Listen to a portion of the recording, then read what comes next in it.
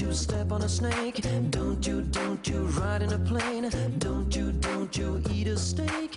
건강한 한 주 보내셨습니까? 생방송 건강클리닉 김세희입니다. 최근 10년간 우리나라 국민에게 가장 많이 발생한 암은 갑상선 암입니다. 건강검진이나 초음파 검사에서 우연히 발견되는 경우가 대부분인데요. 갑상선암은 예후가 좋아서 너무 쉽게 생각하는 경향도 있죠. 이 갑상선암은 생존율이 높기 때문에 수술 이후에 호르몬제를 복용하면서 재발 관리를 잘 해줘야 되는데요. 그래서 생방송 건강클리닉 오늘은 갑상선암의 진단과 치료에 대해서 자세히 알아보는 시간 마련했습니다. 오늘 이 시간 갑상선암에 대한 궁금증 있으신 분들 250-5100번, 5200번으로 전화 주시면 전문의의 친절한 상담 받으실 수 있습니다. 오늘 이 시간 갑상선암의 진단과 치료에 대해서 자세하게 상담해 주실 분 소개해 드리겠습니다. 외과 전문의 이희호 선생님 나오셨습니다. 선생님 반갑습니다. 네, 반갑습니다. 이 갑상선암은 다른 암에 비해서 착한 암으로 불리고 있습니다. 발생률은 높지만 이 위험률이 낮기 때문인데요. 하지만 절대 가볍게 생각해서는 안 된다고 하던데 선생님 어떻습니까? 네, 여성에게 더욱 쉽게 발생하는 갑상선암은 국내뿐만 아니라 세계적으로 가장 높은 증가율을 보이는 암입니다.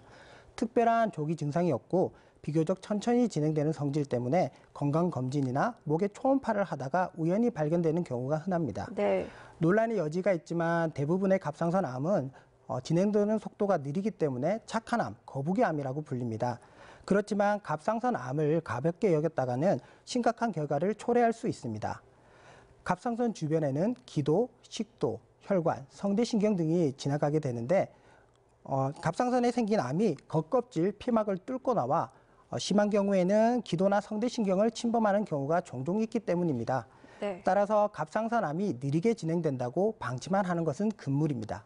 이제 암의 진행이 느리더라도 절대 방심해서는 안 된다라고 강조를 해주셨는데 이제 본격적으로 이제 갑상선암에 대해 알아보기 전에요. 이 갑상선의 구조 또 위치에 대해서 자세히 알아볼까요? 네, 준비된 그림을 보면서 설명드리겠습니다. 갑상선은 목의 앞 중앙 부분에 돌출된 아담의 사가라 불리는 갑상연골 아랫부분에 위치하며 좌우 두 개의 옆과 협부로 이루어져 있는 내분비 기관입니다. 네. 크기는 엄지손가락만 하며 기관지 좌우에 하나씩 있고 띠 모양의 조직으로 연결되며 마치 나비 모양처럼 보입니다. 정상인의 경우 길이 4에서 5cm, 두께 2에서 3cm, 무게 15에서 20g 정도이며 남자가 여자보다 약간 더 큽니다. 네, 이제 이 갑상선은 이제 우리 몸에서 갑상선 호르몬을 생성하는 것으로 알고 있는데요. 구체적으로 우리 몸에서 어떤 역할을 하고 있을까요? 네, 준비된 그림을 보면서 설명드리겠습니다. 갑상선은 우리 몸에서 가장 큰 호르몬 분비 기관으로 단백질 합성과 기초 대사에 관여합니다. 네. 갑상선은 갑상선 호르몬을 만들고 이 호르몬은 인체의 대사 과정을 촉진해 모든 기관의 기능을 적절히 유지해주는 역할을 합니다. 체온을 일정하게 유지해주고 태아와 신생아에서는 뇌와 뼈의 성장 발육을 촉진해주는 역할도 합니다. 즉, 갑상선은 우리 몸의 조직에서 열을 만들고 기초적인 기능을 유지하게 하는 엔진과도 같은 역할을 하는 기관입니다. 그렇군요. 이제 갑상선 부위에 뭔가 혹이 만져지면 혹시 암이 아닐까 걱정하시는 분들 많으신데 하지만 이게 갑상선 결절일 경우도 많다고요, 선생님? 네, 갑상선을 이루고 있는 조직이 비정상적인 변형을 이루어 멍울 같은 혹이 생기는 경우는 흔하며 이를 갑상선 결절 또는 종양이라고 합니다. 네. 나이가 들면서 발생 빈도는 증가하고 여성이 남성보다 약 4배가량 많이 발생합니다. 준비된 그림을 보면서 설명드리겠습니다.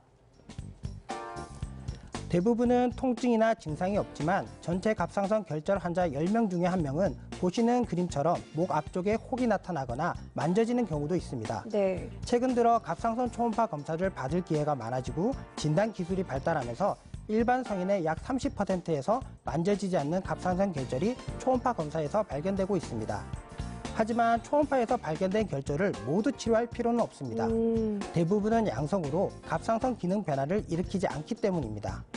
하지만 갑상선 결절이 지나치게 크거나 최근 수주에서 수개월 사이에 급격히 커진 경우, 결절이 돌같이 단단하거나 주변 조직이 엉겨붙어 침을 삼킬 때 아래 위로 움직이지 않는 경우에는 갑상선 암일 가능성이 높습니다.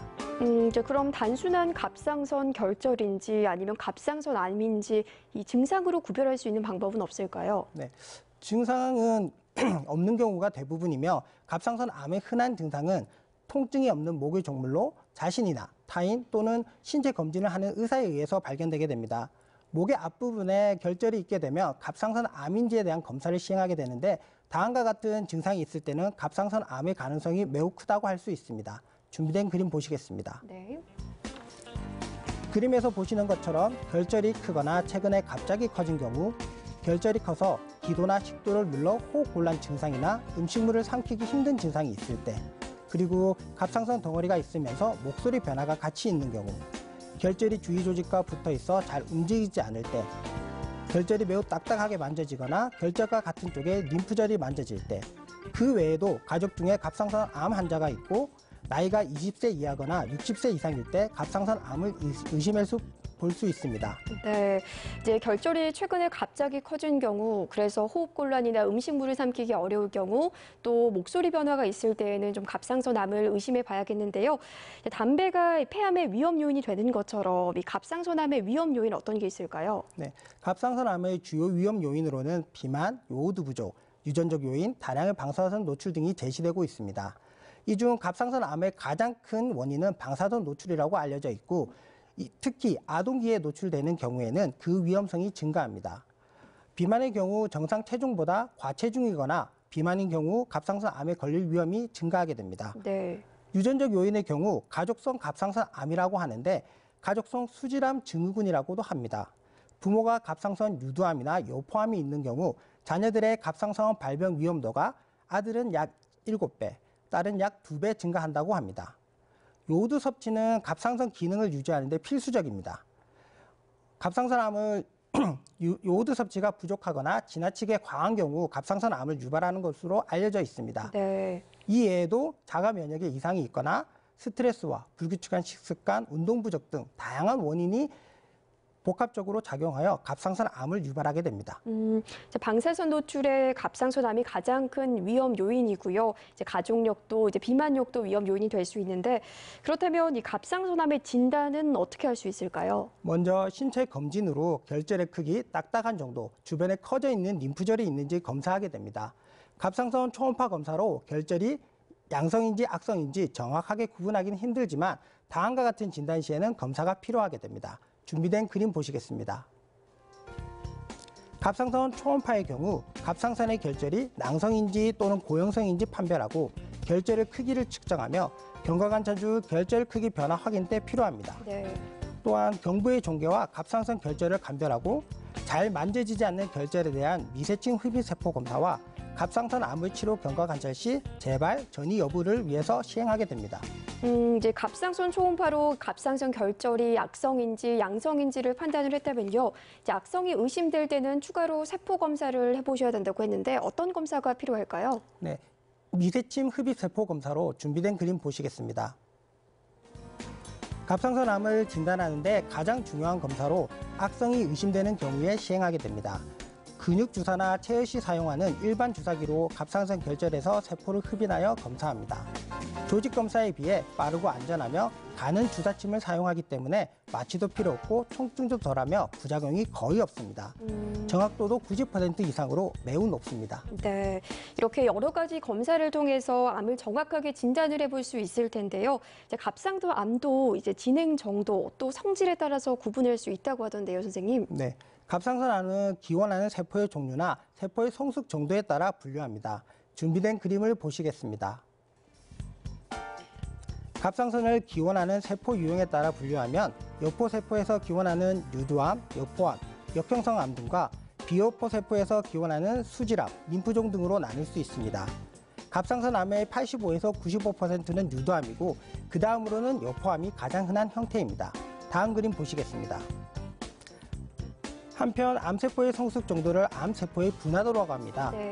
암세포를 관찰하면 성숙이 비교적 잘된 분화암은 정상세포를 많이 닮아 있고 미분화암은 정상세포와 거의 닮지 않고 미성숙한 형태를 보입니다.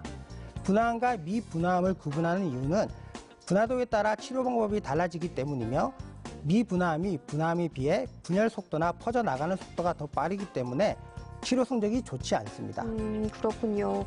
오늘 이 시간 갑상선암의 진단과 치료에 대해 알아보고 있는데요. 궁금증 있으신 분들은 250-5100번, 5200번으로 전화 주시면 전문의의 친절한 상담 받으실 수 있습니다. 연결된 전화 받아보도록 하겠습니다. 여보세요? 여보세요? 네, 안녕하세요. 네, 안녕하세요. 네, 어떤 점 궁금하셔서 전화 주셨나요? 아, 예, 그 목 쪽에 네, 약간 볼록한 게 만져지는 것 같아서 네네. 혹시나 해서 네. 상담 한번 해보려고 전화했습니다. 혹시 병원은 내원하신 적 있으신가요? 특별하게 증상을 느끼지 못해서 제가 그냥 목에 뭐 살짝 만져지는 거 외에는 뭐 네. 다르게 느껴지는 게 아직 가보고 그렇진 않았는데. 네네. 네. 네, 선생님, 육안으로 보이기에 이렇게 볼록하게 튀어나와 있다면 병원을 가봐야 될까요? 네, 일단은 목 쪽에 만져지는 멍울 결절의 경우 위치에 따라서 갑상선에 생기는 혹일 수도 있고요. 아니면 목 쪽 근육 쪽에 임파선이 부어서 만져질 수도 있습니다. 시청자분, 지금 목 앞쪽에 혹 같은 게 만져지신다고 하셨는데 정확히 그 위치가 턱 아래쪽 정중앙 부위인지 아니면 귀 아래쪽 바깥쪽 부위인지 그걸 말씀해 주시겠습니까? 만져보기로는 네. 중앙도 만져지는 것 같고 네네. 이쪽도 만져지는 것 같고 제 느낌은 그런데 확실하게 예, 그건 그렇습니다. 중앙이랑 약간 옆에 부위. 목의 네. 중앙 부위가 조금 튀어나와 있는 것 같은데요, 선생님. 네, 일단 목의 중앙 부위라고 느끼신다고 하면 갑상선에 생긴 혹일 가능성이 있고요. 그런 경우에는 일단은 병원에 와서 갑상선 초음파 등을 해서 갑상선에 실제로 결절이 있는지 아니면 주변에 있는 임파선이 커져 있는 건지 확인하는 게 필요할 것 같습니다. 혹시 갑상선 암이 있더라도 제가 이렇게 뭐 느낌이 없는데도 갑상선 암이 올 수 있습니까? 네, 갑상선 암은 대부분 증상이 없는 게 특징이기 때문에 보통 이제 결절이 바깥쪽으로 돌출돼서 만져질 정도로 인 경우에는 크기가 좀 큰 경우가 많습니다. 그럴 때는 이제 주변에 있는 기도나 식도를 눌러서 압박 증상이 생길 수 있는데 환자분 혹시 침을 삼킬 때 약간 이물감이 든다든지 아니면 평소에 음식물을 삼킬 때 사례가 자주 걸리거나 주무실 때 좀 답답한 느낌이 드는 그런 증상 등이 있으신가요? 사례가 드는 경우는 뭐 이물감 느껴지는 경우는 가끔씩 있습니다. 네. 뭐 자면서 답답하다는 거는 별로 못 느끼는데 뭐 음식 먹을 때 이물감 느껴지는 경우는 드러드러 느끼거든요. 이런 경우에는 고민하지 마시고 가까운 네네. 병원에 방문해서 갑상선 예. 초음파 간단하게 검사해 보시면 진단받고 설명 드릴 수 있으실 것 같습니다. 아, 네. 그럼 조금 큰 병원 가야 되겠다, 그죠? 네, 초음파가 가능한 내과나 외과가 있는 종합병원에 가시면 됩니다. 네, 어머니 병원 가셔서 꼭 진단 받으시기 바라겠습니다. 네, 알겠습니다. 네, 감사합니다. 네, 또 한 통의 전화 받아보도록 하겠습니다. 여보세요? 여보세요? 네, 안녕하세요. 네, 안녕하세요. 네, 어떤 점 반갑습니다. 궁금하셔서 전화 주셨나요? 네네, 제가 건강검진을 12월 말에 받았을 때, 네, 혹이 몇 개 있어서 조직검사를 받았었거든요. 네네. 근데 이제, 하니까 이상은 없는데, 몸이 피곤하거나, 네.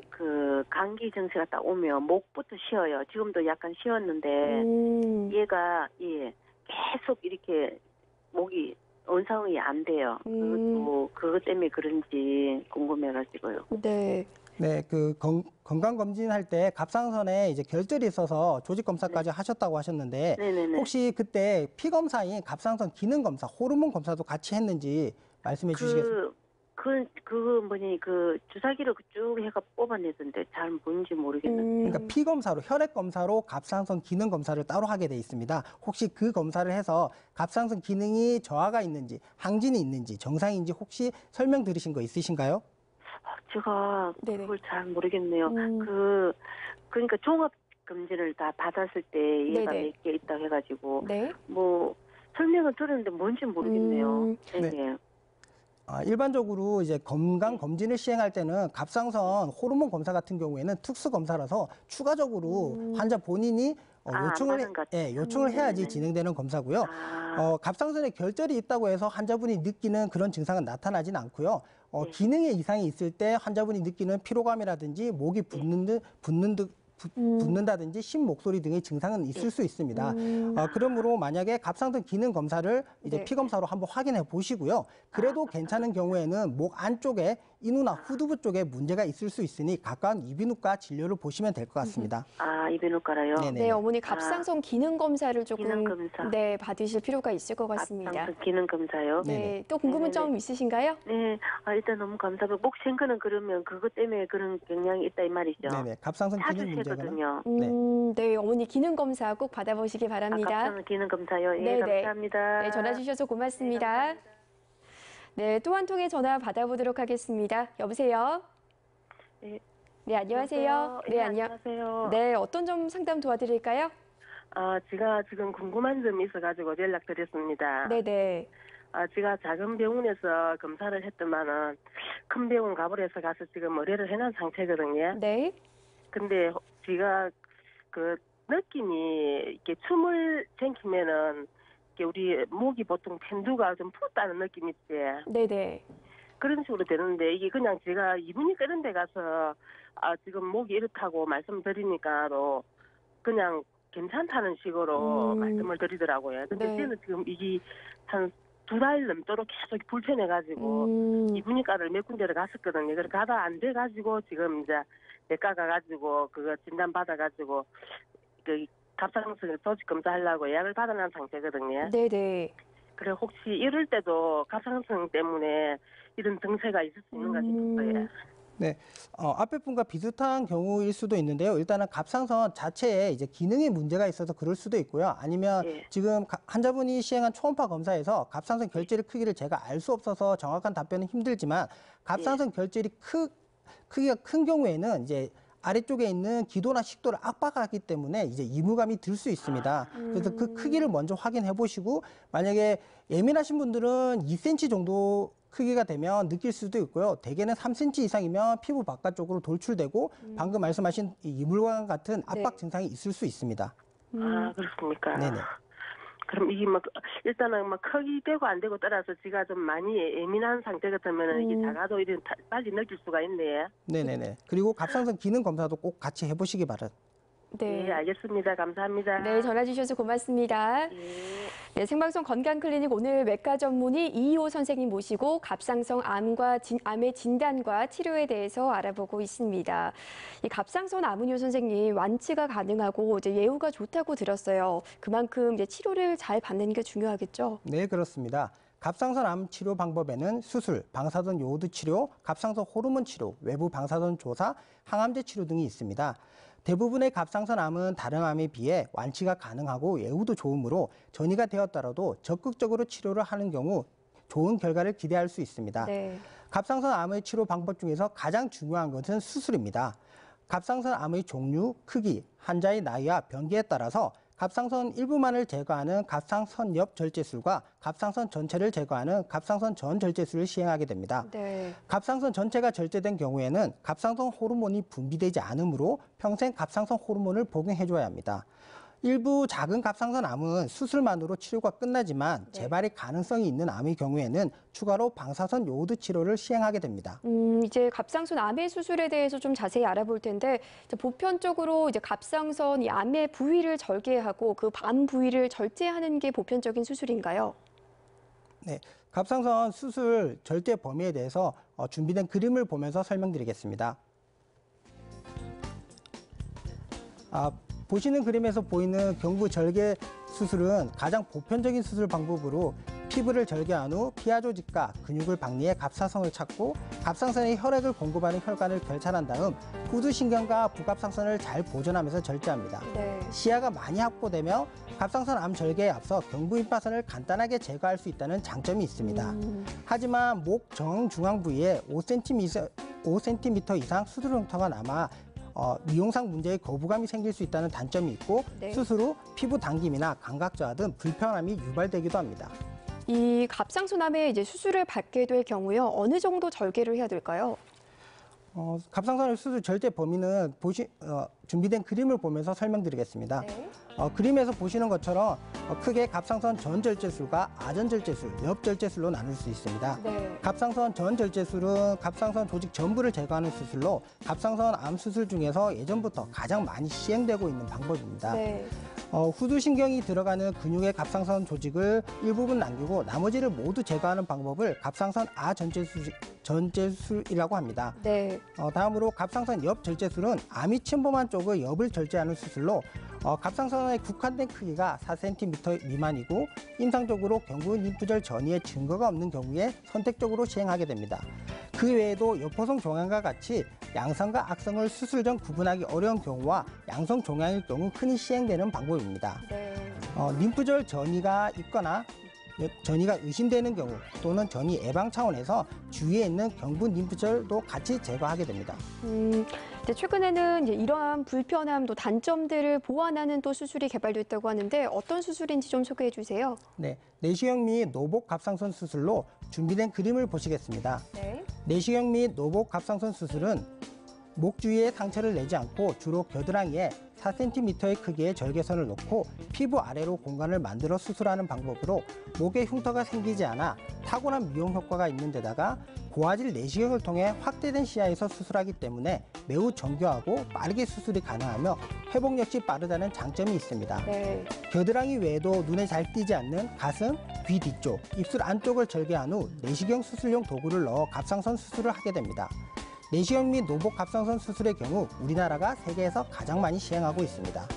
그렇군요. 자, 아무래도 이제 목에 흉터가 생기지 않는다는 게 정말 큰 장점이고 또 회복이 빠르다는 게 장점이어서 이 내시경 및 로봇 수술을 많이들 선호하실 것 같은데요. 이제 수술을 하실 대상분들이 있다면 어떤 분들이 계실까요? 내시경 및 노복 갑상선 수술의 경우에는 5cm 미만의 양성 종양 환자나 초기암 환자 대부분이 시행할 수 있습니다. 최근에는 내시경 갑상선 수술 대상을 진행선 암뿐만 아니라 임파선 전이를 보이는 경우에도 시행하고 있으며 치료 결과는 기존의 경부 절개 수술과 비교하여 차이가 없습니다. 네, 수술 외에도 이제 갑상선 암의 치료를 위해서 방사성 요오드 치료가 필요한 경우도 있다고 하셨는데 어떤 경우에 치료를 받아야 될까요? 수술을 통해서 눈에 보이는 갑상선을 다 절제해도 눈에 보이지 않는 갑상선 안 세포가 바닥에 남아있다가 천천히 자라서 수년 후에 재발하게 됩니다. 이러한 재발의 가능성을 최소한으로 낮추기 위해서 방사선 요오드 치료를 시행하게 됩니다. 네, 이 재발의 가능성을 낮추기 위해서 방사성 요오드 치료를 하게 되는데요. 이 방사성 요오드 치료 어떻게 이루어지게 될까요? 네, 요오드는 갑상선 호르몬을 만드는데 꼭 필요한 물질로 체내에서는 갑상선 세포에서만 섭취됩니다. 이러한 사실을 이용하는 치료법이 방사선 요오드 치료 방법으로 액체나 캡슐에 든 방사선 요오드를 경구로 투여해서 장에서 방사선 요오드가 흡수된 다음 이것이 혈액으로 들어가서 목 부위에 스스로 남아있는 갑상선 세포나 갑상선 이외에 퍼져 있는 갑상선 암 세포 안에 모이게 됩니다. 네. 방사선 요오드를 섭취한 세포들은 여기서 나오는 방사 등으로 인해 죽게 되는 것입니다. 그렇군요. 오늘 이 시간 갑상선 암에 대해서 알아보고 있는데요. 갑상선 암의 진단과 치료에 궁금증 있으신 분들은 250-5100번, 5200번으로 전화 주시면 되겠습니다. 연결된 전화 받아보도록 하겠습니다. 여보세요? 네, 여보세요. 네, 안녕하세요. 네, 어떤 점 상담 도와드릴까요? 저 방송을 보고 갑상선 관계 좀 알고 싶어서 네네. 전화를 드렸습니다. 네, 어떤 점이 불편하세요? 제가 한 며칠 전에 네. 일반 대학 병원에서 네. 검사를 한 받았거든요. 네네. 그 검사 결과 네. 유두암이라고 네. 그래 이제 결과를 통보를 받고 네. 그래 이걸 그 병원에서는 수술을 받는 게 낫다 수술을 받아라 이렇게 해서 수술을 받으려고 마음 먹었다가도 네네. 네. 좀 내가 또 나이도 많고 또 전신 마취를 해가지고 수술을 한다고 되기 때문에 네, 걱정이 되시겠네요. 네. 네. 한번 재고를 한번 해보고 다른데 한번 알아보고 네네. 할까 싶어서. 네. 네, 유두암 수술 선생님 좀 고령이신 것 같은데요. 어떻게 생각을 하시나요? 네, 일단 환자분 나이가 어떻게 되시는지 한번 여쭤보겠습니다. 제 79입니다. 아, 예, 고령이시고 혹시 갑상선 초음파에서 유도암으로 진단된 갑상선 그 암의 크기가 얼마인지 혹시 알고 계십니까? 처음에 그거는 1.5cm 정도의 크기라고 그랬네 설명을 드렸거든요. 네. 그래 이제 그 결과 나온 지 한 반달 한 20일 넘게 됐고 이제 새로 또 그런 걸 또 수술하기 전에 검사를 해봐야 된다 이런. 네, 그 추가적인 검사는 아마 이제 경부 다른 쪽에 있는 임파선에 전이가 있는지 여부를 확인하기 위한 뭐 CT라든지 이런 것들을 얘기하는 것 같고요. 보통 1.5cm라고 하면 그렇게 큰 편은 아니라서 주변 임파선에 전이가 없는 경우에는 엽절제술만으로 가능하고요. 그럴 경우에는 수술 시간이 약 1시간에서 1시간 반 정도면 끝나게 됩니다. 전신 마취의 경우에 뭐 수술 시간이 2시간, 3시간 이상 이렇게 많이 늘어나게 되면 위험성이 커질 수 있지만 갑상선 암 수술 같은 경우에는 짧은 시간 동안 전신 마취를 통해서 수술을 하기 때문에 79세의 나이가 그렇게 많은 편은 아니고요. 뭐 다른 그보다 더 고령이거나 뭐 당뇨나 고혈압 같은 다른 이제 지병이 있으신 분들도 큰 문제 없이 다 수술하고 회복하시는 데는 전혀 문제가 없습니다. 너무 걱정 안 하셔도 될 것 같고요. 가까운 이제 종합병원에서 다시 한번 상담받고 수술을 결정하시면 될 것 같습니다. 네, 아버님 또 궁금하신 점 있으신가요? 예, 네. 예, 알겠습니다. 예. 네, 전화 주셔서 고맙습니다. 네, 생방송 건강클리닉 오늘 갑상선 암과 진단의 치료에 대해서 알아보고 있습니다. 연결된 전화 또 받아보도록 하겠습니다. 여보세요? 예, 여보세요? 네, 안녕하세요. 어떤 점 상담 도와드릴까요? 네, 안녕하세요. 제가 항상 저녁에 잘 때 목 안이 말라요. 입을 벌리고 자는 것도 아닌데. 네. 그래서 중간에 일어나서 이제 목을 축시기 위해서 물을 한 모금 먹고 자고 이렇게 하는데. 네네. 갑상선은 제가 작년에 종합검진 받을 때 받았고 8월 달인가 그랬었어요. 네네. 네, 그래하고 그다음에 이제 식도염이라고 해가지고 식도염 약 먹은 지가 한 2년 정도 되는데 네. 갑상선하고 문제가 있는 건지. 아, 식도염이 갑상선과 문제가 있는 건지요? 예. 네. 앞에 여기 가슴하고 목하고가 따가우면서 네. 이제 가래도 약간 끼고 그렇거든요. 근데 여기 왼쪽에 보면은 좁쌀만한 멍어리가 3개가 잡혀요. 좁쌀만한 게. 네. 어머니 그럼 8월 달에 건강검진 받으셨을 때는 이 갑상선 암에는 문제가 없으셨나요? 예, 갑상선은 문제가 없다 그렇게 얘기하셨는데 그래도 혹시나 계속 지금 중간중간 목이 좀 건조하고 그러셔가지고. 평소처럼 그렇지가 않고 쉬면서 목이 계속 건조하게 말라하니. 네네. 네, 그 건강검진을 받으실 때 하셨다는 검사가 갑상선 초음파 검사인지 아니면 기능을 보는 혈액 검사인지가 먼저 확인이 필요할 것 같습니다. 혹시 초음파 검사를 시행하신 겁니까? 네, 초음파를 했어요. 네, 보통 이제 초음파에서 이상이 없으면 갑상선에 있는 뭐 결절이나 암 같은 문제는 아닐 것 같고요. 만약에 환자분이 호소하는 증상이 갑상선과 연관이 된다면 갑상선 기능 이상을 한번 확인해 보시는 게 좋을 것 같습니다. 하지만 지금 말씀하시는 증상의 대부분은 식도염에서 생기는 증상들이기 때문에 일단 기능 검사에서 이상이 없는 경우에는 식도염의 꾸준한 치료가 필요할 것 같습니다. 선생님 그렇다면 네네. 갑자기 땀이 지금 너무 많이 났다가 식었다가 이렇게 하거든요. 그래서 사람들이 하는 소리가 갑상선에 문제가 있으면은 땀이 그렇게 날 수 있다고. 네, 갱년기 약을 제가 먹기는 했는데 호르몬제를. 네. 근데 사람들이 얘기가 갱년기가 오래 가면은 갑상선에 문제가 있을 수 있다고. 선생님 그건 어떤가요? 갱년기와 갑상선 이거에 연관이 있을까요? 아, 이게 어머님 나이대에 이제 여성분들이 이제 병원을 찾아와서 이제 말씀하시는 뭐 더위를 많이 탄다든지 그런 이제 갑상선 기능 항진증에 관련된 이제 증상들을 호소하시는데 보통은 폐경기 여성의 경우에는 이게 갑상선 기능 이상과 혼재되어서 나타날 수 있습니다. 그래서 일단 그 각각에 대해서 검사를 진행해 보시고요. 갑상선 기능 이상이 없다고 하면 나머지 증상에 대한 치료를 하시면 될 것 같습니다. 네, 어머니 갑상선 기능 검사를 먼저 하셔야 될 것 같습니다. 네, 또 궁금하신 점 있으신가요? 아, 갑상선 기능 검사는 그럼 피를 뽑아서 하는 거예요? 네, 보통은 혈액 검사로 이제 갑상선 호르몬을 측정해서 기능을 측정하게 되는 것입니다. 아, 예, 알겠습니다. 그럼 갑상선하고는 큰 문제가 없을 것 같다. 네, 기능에 문제가 없으면 이제 갑상선은 큰 문제가 되지 네. 않을 것 같습니다. 아, 예, 알겠습니다. 네, 감사합니다. 감사합니다. 네, 또 한 통의 전화 받아보도록 하겠습니다. 여보세요? 여보세요? 네, 안녕하세요. 안녕하세요. 네, 어떤 점 도와드릴까요? 예, 다름이 아니고요. 네. 저는 작년에 갑상선 암을 수술했거든요. 네. 그랬는데 또 왼쪽에 저는 이제 작년에 오른쪽에 암 수술을 했는데 네. 또 왼쪽에 또 혹이 3개가 있다 해요. 네. 그러는데 그게 엄청 신경을 써요. 지금 2013년도에 네. 혹이 있다 소리 듣고 막 신경 안 써도 된다 이랬거든요. 네네. 그랬는데 그 몇 년 사이에 2, 3년 사이에 그러니까 그게 커가지고 암이 된 거예요. 그 왼쪽 말씀하시는 건가요, 지금? 아니면 먼저 오른쪽? 수술한 건 오른쪽에 그 2013년도에 오른쪽에 혹이 있다 소리를 들었거든요. 그게 신경 안 써도 된다고 선생님 그러셔서 그 신경도 안 썼어요. 네. 그랬다가니 이제 작년에 어떻게 그냥 한번 해봤더니만은 어머 그게 네. 암이라고 해요. 네네. 그래서 이제 작년 8월달에 수술을 했거든요. 네네. 그런데 왼쪽에 또 3개가 있고 그 조그마한 뭐 2cm라나 뭐 그런 게 또 이 콩만한 게 또 그게 3개가 있다고 해요. 네, 또 걱정이 되시겠네요. 그렇죠? 그래서 네. 엄청 번에도 그런 일이 있었는데 네. 이번에 또 그러하니까 이걸 방심할 수가 없잖아요. 그죠?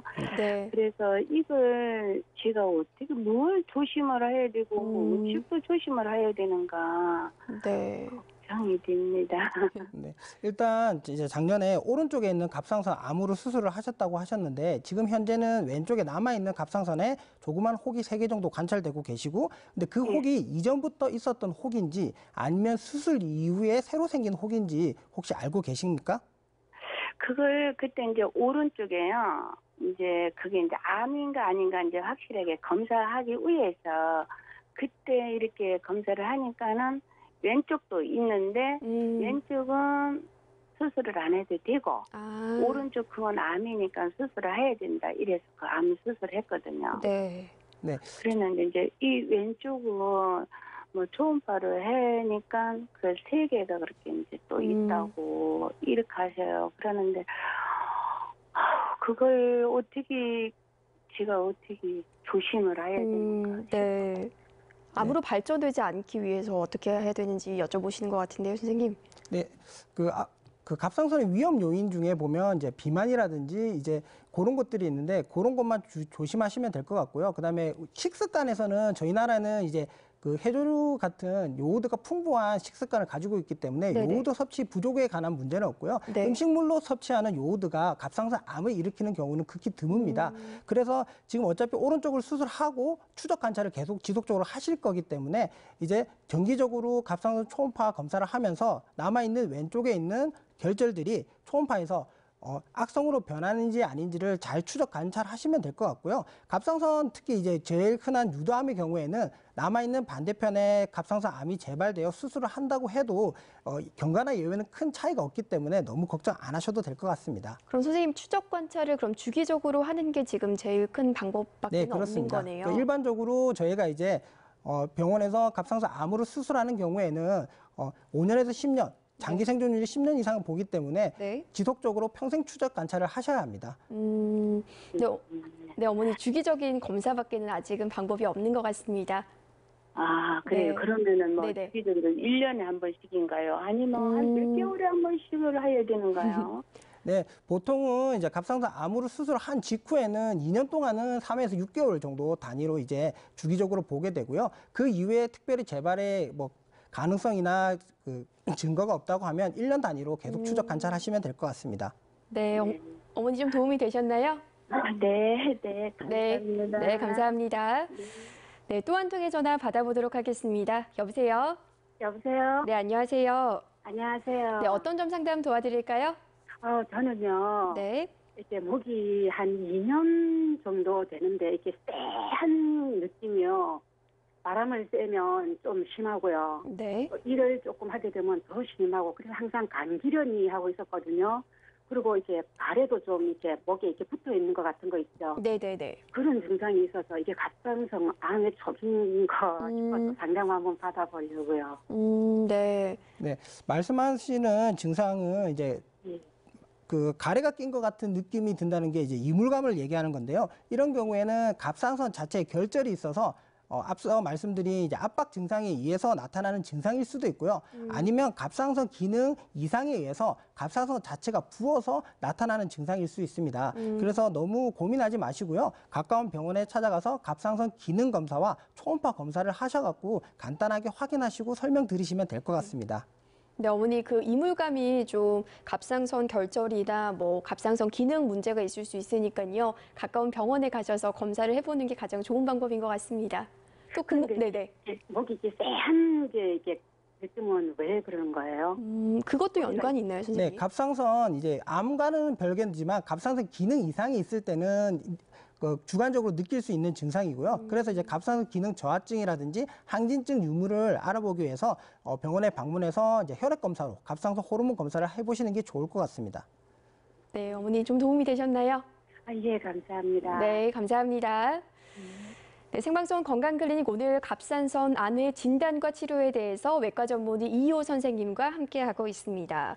선생님, 이 갑상선 암 치료 이후에 이제 갑상선 호르몬제를 복용하게 되잖아요. 왜 복용을 해야 되나요? 네, 갑상선 호르몬을 복용하는 이유에 대해서 준비된 그림을 보면서 설명드리겠습니다.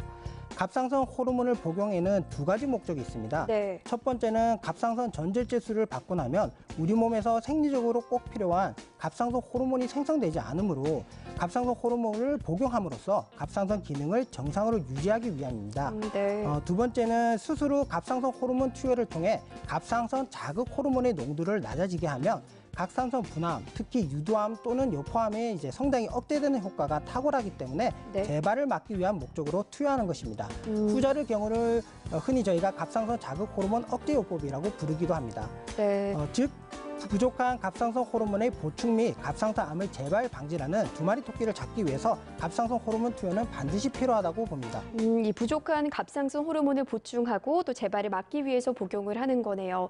근데 이 호르몬제 용량을 잘 지키는 게 중요하다고 하던데 호르몬 용량이 맞지 않으면 또 부작용의 문제가 생기기도 한다면서요? 네, 너무 많은 용량의 갑상선 호르몬제를 복용하면 노인에서는 심장 기능이 악화되고 폐경기 이후 여성에게는 골다공증이 가속화되는 등 합병증이 유발될 수 있으므로 환자의 병기를 고려해서 적절한 용량을 복용하시는 것이 중요합니다. 네. 또한 최근에는 건강검진을 받는 환자들이 많으면서 외부 병원에서 검진을 하고 갑상선 기능 항진증이니까 임의로 약물을 조정하시는 분들이 있는데 이 암의 상태나 진행 정도, 그리고 재발 위험도에 따라서 갑상선 자극 호르몬 농도 목표치가 있습니다. 그건 네네. 개인마다 다르기 때문에 임의로 조절하지 말고 담당 의사분과 상의하셔서 조절하셔야 됩니다. 네, 이제 지금 갑상선 암의 치료에 대해서 알아보고 있는데요. 이제 수술적 치료, 이후 방사선 치료, 또 갑상선 호르몬 약물 복용 지금 알아보고 있는데 이외에도 또 치료 방법이 또 어떤 게 있을까요? 네, 다른 치료로는 외부 방사선 조사가 있습니다. 외부 방사선 조사는 고에너지의 방사선을 기계를 이용하여 목이나 갑상선의 전이 부분에 조사하는 국소적 치료법입니다. 네. 수술 시 육안으로 갑상선 밖으로 병소가 진행되어 미세 병소가 남아있을 가능성이 높은 환자나 추가적 수술 후는 방사선 요오드 치료에 반응하지 않는 육안으로 보이는 잔여 봉소가 있는 환자의 고려 대상이 될 수 있습니다. 또한 갑상선 암 전이가 있는 환자에서 전이 부위의 통증을 줄이기 위해서 시행하기도 합니다. 대개는 일주일에 5일 정도 병원을 방문해서 3주에서 6주간 실시하게 됩니다. 네, 이제 대부분의 암의 치료에서는 항암 치료를 많이 하는데요. 갑상선 암의 경우는 항암 치료가 있긴 해도 이제 일반적으로는 잘 하지 않는다고 해요. 네, 갑상선 암은 항암제 치료에 잘 반응하지 않아서 널리 사용되지는 않습니다. 수술 및 방사선 요오드 치료에 잘 반응하지 않는 경우에 사용을 고려할 수 있습니다. 갑상선 암 자체가 진행 속도가 느리기 때문에 효과 및 비용, 그리고 환자의 질을 감안했을 때 항암제 사용이 큰 도움이 되는 경우는 그리 많지는 않습니다. 네. 하지만 자꾸 재발한다든지 수술이 불가능하거나 방사선 요오드 치료에 반응하지 않으며 진행 속도가 빠른 경우에는 환자에게 도움이 된다고 판단이 되는 경우에는 사용을 고려해 볼 수 있습니다. 또한 최근에는 표적 치료가 발전하면서 갑상선 암 환자들에게도 여러 표적 치료가 시행되고 있지만 아직까지 확실하게 효과가 증명되지 않은 상태입니다. 네, 이제 갑상선 암 치료를 받으면서 여러 가지 부작용이 있는 경우도 있는데요. 이제 가장 흔한 부작용 몇 가지를 좀 짚어보도록 하겠습니다. 이 상담 중에서도 이 갑상선 기능 저하증 많이 언급을 하셨는데 이 문제에 꼽을 수 있겠죠. 네, 그러니까 보통 이제 저희가 이제 갑상선 기능 저하증이라고 하면 갑상선 호르몬에 문제가 있는 경우인데. 수술로 인해서 생기는 것은 인위적으로 생긴 경우입니다. 그렇기 때문에 갑상선 기능 저하증은 갑상선 전절제술 시 피할 수 없는 합병증입니다. 그래서 갑상선 기능 저하증의 치료와 암의 재발을 막기 위한 목적으로 평생 갑상선 호르몬 복용은 필요합니다. 호르몬 복용은 꼭 필요하군요. 또 갑상선 암의 수술을 하고 또 목소리가 변하는 경우도 있어요, 선생님. 이제 이것 때문에 스트레스 받는 분들 꽤 많더라고요. 네, 목에는 회귀후두신경이라는 성대의 움직임을 조절하는 신경과 상우두신경이라는 목소리의 높낮이를 조절하는 신경이 있습니다. 이 두 신경의 경우에는 갑상선과 아주 가까이 지나가기 때문에 갑상선 수술 시 이 신경을 손상할 수 있습니다. 암의 침범에 따른 영구적인 손상이 있을 수 있지만 대개는 수술 이후 일시적이며 수술 이후 3에서 6개월 정도면 대부분 회복되게 됩니다. 하지만 그 이후에도 증상이 지속되는 경우에는 음성치료 등 재활치료를 시행해 볼 수 있습니다. 네, 갑상선 수술 이후에 손발끝이 저린다든지 입에 마비가 온다든지 경련이 온다든지 이런 부작용이 있을 수 있다는데 이런 경우에는 부갑상선 기능 저하증이라고 해요. 네. 부갑상선은 갑상선에 붙어있는 부갑상선 호르몬을 분비하는 기관으로 칼슘 대사에 관여하게 됩니다. 갑상선 수술 시 일시적으로 이 부갑상선 기능이 떨어질 수 있는데 그러면 저칼슘 혈증이 나타나고 손발끝이 저린 증상이라든지 네. 입 주위가 얼얼한 증상, 마비 증상, 경련, 수전 등 기운 없음 등의 증상이 나타납니다. 하지만 대부분 수술 이후 일시적으로 나타나고 회복되지만 약 1에서 2% 정도에서는 부갑상선 기능이 지속되는 경우가 있어서 이런 경우에는 지속적으로 칼슘제 및 비타민 D 제제의 공급이 필요하게 됩니다. 네, 그렇군요. 이제 갑상선 수술을 받고 난 뒤에 목에 흉터가 생겨서 또 걱정하시는 분들도 많아요, 선생님. 네, 많은 분들이 갑상선 수술 후에 생기는 목의 흉터 때문에 많이 걱정을 합니다. 일반적으로 경부절개술을 시행하는 경우에는 쇄골 상부 1에서 2cm 위쪽에 약 5에서 6cm 정도의 절개창을 내게 됩니다. 네. 하지만 암의 크기가 크다든지 아니면 목 옆부분에 임파전에 전이가 있는 경우에는 상처가 더 커질 수밖에 없습니다. 네. 일반적으로 켈로이드 체질과 같은 특수 체질이 아니라면 상처가 가는 금으로 남아 자연스럽게 목의 주름에 상처가 숨겨질 수 있습니다. 그래서 수술 후 한 3에서 4개월 정도 지나면 크게 의식하지 않고 살 수 있을 정도가 되기 때문에 크게 걱정하지 않으셔도 됩니다. 그리고 내시경 및 노보 수술의 경우에는 흉터가 밖으로 노출되지 않으며 그 크기도 매우 작기 때문에 미용적으로 더 만족스러운 결과를 가지게 됩니다. 네. 그리고 흔히들 이제 수술 이후에 상처에 연고를 사용하게 되는데 연고의 사용은 치유 과정을 방해할 수 있으며 꼭 전문가와 상담 이후 사용하시기 바랍니다. 네, 알겠습니다. 오늘 이 시간 갑상선 암의 진단과 치료에 대해서 알아보고 있는데요. 궁금증 있으신 분들은 250-5100번, 5200번으로 전화 주시면 되겠습니다. 연결된 전화 받아보도록 하겠습니다. 여보세요? 여보세요? 네, 안녕하세요. 어떤 점 상담 도와드릴까요? 네, 수고하십니다. 다름이 아니고요. 네. 제가 갑상선 암을 진료 받았는데요. 네. 그게 크기가 1.1cm 정도라거든요. 네. 근데 그게 절제술 말고도 다른 방법으로 네. 혹시 치료 방법이 있는가 싶어서요. 일단은 그러니까 갑상선에 1.1cm 크기의 결절이 있고 조직 검사를 했는데 거기에서 갑상선 암이 진단되셨다는 거죠. 네네. 네, 그 말씀하시는 이제 갑상선 암이 이제 진단된 경우에는 원칙적으로 그 치료 방법은 수술밖에 없습니다. 그래서 수술적으로 제거를 해야 되고요. 네. 근데 저희가 이제 수술을 하고 나서 재발이 되거나 아니면 임파선으로 단독 전이라고 해서 그런 경우에는 이제 고주파 절제술과 같은 이제 다른 치료법이 있긴 하지만 네. 지금 원발암에 대해서는 그런 이제 치료는 하지는 않고요. 수술적으로 제거가 원칙입니다. 네, 어머니 수술이 원칙이라고 하시는데 또 궁금한 점 있으신가요? 근데 지금 1.1cm 정도인데 지금 바로 수술을 해야 되나요? 보통은 저희가 이제 그 논란의 여지가 되는 갑상선 유도암의 경우에도 1cm 이하일 때 추적 관찰을 이제 권고하고 있고요. 1cm가 넘어가는 경우에는 1cm 미만의 미세 유도암과는 경과의 차이가 꼭 있기 때문에 웬만하면 수술적 치료를 하시는 게 환자분 건강에 도움이 되고요. 그리고 1.1cm 경우에는 위치에 따라서 좀 다르긴 하지만 대부분 한쪽 면만 절제하면 되기 때문에 뭐 갑상선 호르몬제를 평생 복용한다든지 아니면 다른 합병증의 가능성이 낮기 때문에 수술에 대해서 너무 어렵게 생각 안 하셔도 될 것 같습니다. 네, 어머니. 감사합니다. 네, 전화 주셔서 고맙습니다. 네, 수고하세요. 네, 오늘 외과 전문의 이희호 선생님과 갑상선 암의 진단과 치료에 대해서 이야기하고 있습니다. 선생님, 이 갑상선 수술을 잘 받고 나서 괜찮아졌다고 하다 해도요, 나중에 재발하는 경우 있겠죠? 네, 갑상선 암이 치료가 잘 되고 완출이 높은 암이긴 하지만 역시 암이기 때문에 재발하거나 다른 장기로의 암이 퍼질 가능성은 항상 있습니다. 또한 갑상선 환자는 대부분 오래 살기 때문에 그만큼 재발할 확률이 많고 재발하는 경우에는 기도 근처에 재발할 가능성이 높아 그 위험성이 더 높아지며 타 장기로의 전이 가능성도 높아지기 때문에 초기 치료 및 추적 관찰이 매우 중요합니다. 특히 분화 갑상선 암의 경우에는 치료 후에 수년 또는 수십 년 후에도 언제라도 재발이 가능합니다. 그렇기 때문에 평생 추적 관찰이 필요하게 됩니다. 그렇기 때문에 시간이 지난 이후에도 갑상선 호르몬제 복용을 게을리하지 않고 정기적인 검진을 빠뜨리지 않는 것이 중요합니다. 네, 이제 호르몬제의 꾸준한 복용과 정기적인 초음파 검진 꼭 잊지 말아야겠습니다. 지금까지 갑상선 암의 치료 방법까지 살펴봤는데요, 선생님. 이 갑상선 암의 치료 현황은 지금 어떻게 되고 있나요? 네, 갑상선 암은 다른 암과 달리 비교적 양호한 치료 경과를 보입니다. 하지만 갑상선 암도 폐나 뼈 등 다른 장기로의 전이가 된 경우에는 암이 목에만 국한된 경우보다 예후가 나쁠 수밖에 없습니다. 준비된 그림을 보면서 설명드리겠습니다.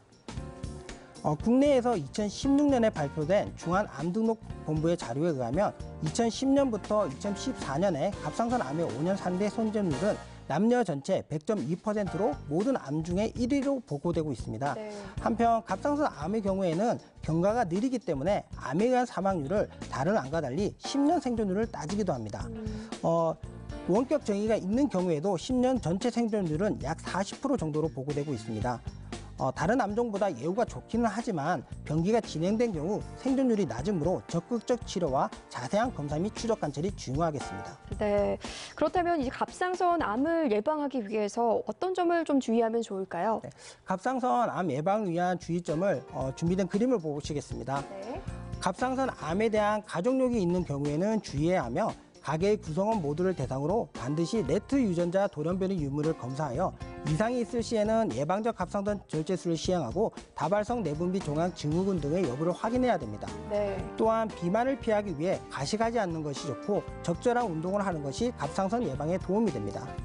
그리고 어릴 때는 될 수 있으면 두경부가 방사선에 노출되지 않도록 하는 것이 좋고 피할 수 없는 경우에는 갑상선종의 발생이나 기타 증상 발생 여부들을 주의 깊게 관찰해야 됩니다. 끝으로 갑상선 예방을 위한 식생활과 관련해서 특별히 위험 요인으로 알려진 것은 없습니다. 특히 우리나라는 다시마, 미역, 김 등과 같은 요오드가 풍부한 해조들을 즐겨 먹는 식습관 때문에 요오드가 부족한 경우는 드물며 다른 황산화 물질이 풍부한 채소류를 골고루 섭취하는 것이 도움이 될 수 있습니다. 네, 생방송 건강클리닉 오늘 이희호 외과 전문의 모시고 갑상선 암의 진단과 치료에 대해서 알아봤습니다. 선생님, 시청자 여러분께 한 말씀 부탁드립니다. 네, 갑상선 암의 경우에는 조기 증상이 없고 진행이 느리기 때문에 발견이 늦어서 치료 시기를 놓칠 수가 있습니다. 또한 갑상선 암의 진단 후에는 환자 개인의 위험 요소와 암의 진행 정도를 고려하여 환자의 상태에 가장 적합한 수술 방법과 치료법이 가장 중요합니다. 갑상선 암에 가족력이 있거나 갑상선 질환의 병력이 있다면 정기적으로 갑상선 건강을 챙기시는 게 바람직합니다. 갑상선에 대해 고민이 있거나 질환을 앓고 계시다면 고민하지 마시고 전문의와 상담하시기 바랍니다. 네, 선생님 오늘 말씀 고맙습니다.